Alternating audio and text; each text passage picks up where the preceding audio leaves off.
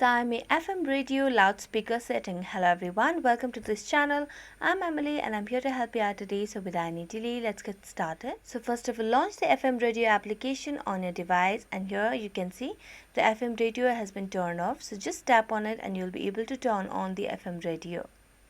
Now in order to set it to your loudspeaker, what you have to do is simply tap on the three dotted lines at the top right corner of the screen. So tap on it, and here you can see different menus over here. You just have to tap on switch to speaker over here as the very first option. So tap on switch to speaker and you'll be able to listen to your FM radio on your loudspeaker. You do not have to plug into your earphones into your ears to listen to your FM radio. So thank you so much for watching this video. If you enjoyed watching it, don't forget to like, subscribe and hit the bell notification for more updates. That's it for today and see you next time.